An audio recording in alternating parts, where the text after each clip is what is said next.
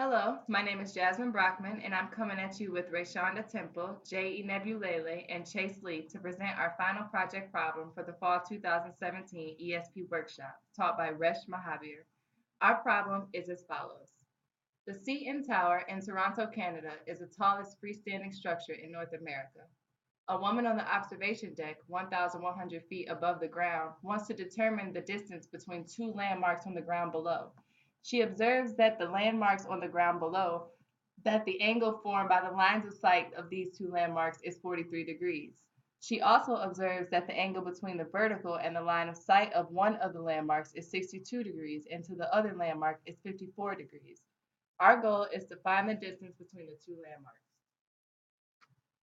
Based on the information given in the problem, we can conclude that a model of two right triangles connected at the tower are formed. First, if we let the red line of sight represent triangle A, its angle measures 62 degrees from the line of sight to the tower. If we let the blue line of sight represent triangle B, its angle measures 54 degrees from the line of sight to the tower. From these two right triangles, we can see that a third front-facing triangle is formed whose angle between the two triangles measures 43 degrees. Our goal, based on the given information, is to determine the distance between the two landmarks.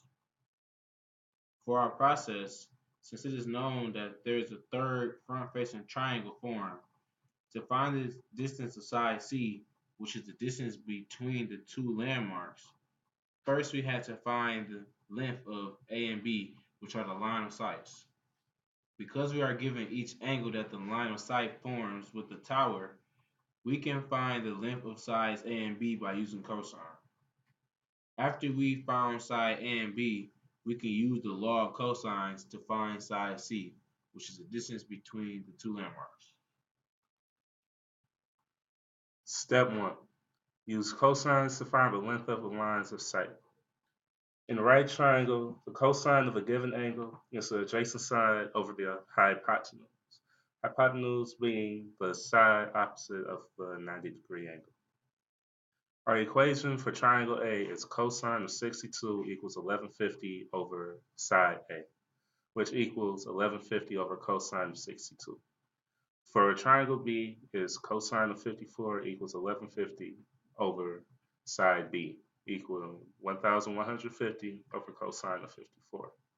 For accuracy, the cosine will not be multiplied until the end to avoid extensive estimation.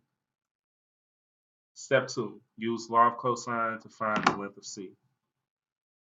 C squared equals A squared plus B squared minus 2AB cosine of angle C. That is the law of cosine.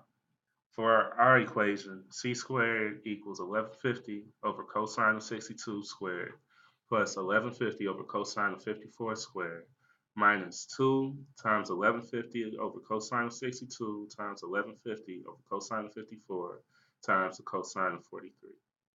This will equal 2,818,121.734.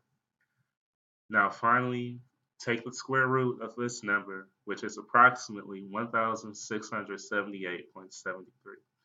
So the distance between the two buildings is approximately 1,678.73 feet. In conclusion, the distance between the two landmarks is equal to the length we found for C. If we round to the nearest whole number, the length between the two landmarks is equal to 1,679 feet. Thank you for listening, and we hope you've enjoyed our presentation.